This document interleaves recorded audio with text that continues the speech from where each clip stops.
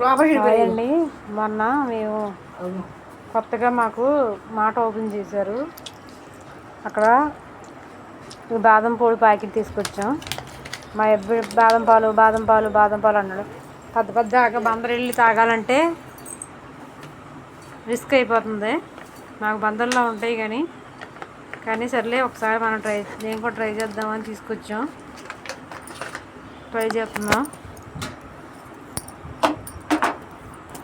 అది ఫ్రిడ్జ్లోది కూరగాయలు ఎట్టుకునేది మొన్న తీసామండి. పెరుగు బొక్కి పెట్టాలని అది పట్టగా అది తీసి పెట్టేసాం. పాలు కాసి ఆ బాదం పొడి ఇందులో వేసి కాగే పాలు అందులో పోసి అవి అందులో వేసేయటమే. ఇందులో ఉన్నాయి బాదం పురుగులు,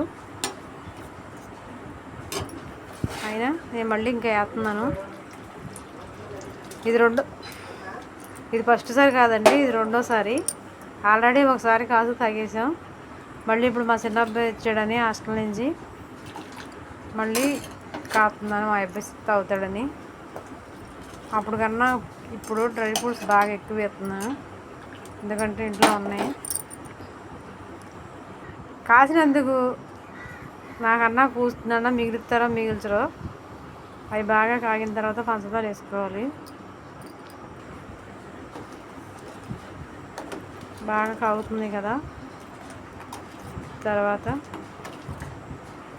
ప్లీజ్ అండి, నా వాయిస్ నచ్చట్లేదు, నా ఛానల్ నచ్చట్లేదు, లేకపోతే నేను పెట్టే వీడియోలు నచ్చట్లేదు, కానీ నా ఛానల్ సబ్స్క్రైబ్ చేసుకోవట్లేదు. కనీసం 4-5 వ్యూస్ తప్పితే ఇంకేమీ రావట్లేదు.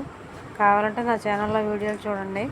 5-10 అంతకు మించి ఒకటి కూడా రావట్లేదు, పెరగట్లేదు.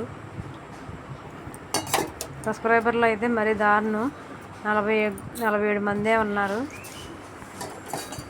ప్లీజ్ అండి, నా ఛానల్ని సబ్స్క్రైబ్ చేసుకుని లైక్ చేయండి. ప్లీజ్ అండి, నన్ను ఆదరించండి.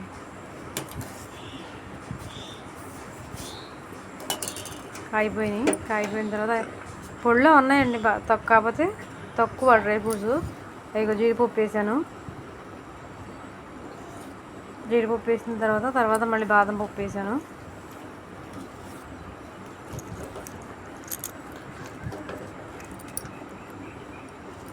బాగా కాగిన తర్వాత చల్లారిన తర్వాత ఫ్రిడ్జ్లో పెట్టుకోవాలి. ఇక బాదం పప్పు వేస్తున్నాను. ఫస్ట్ జీడిపప్పు వేసాను.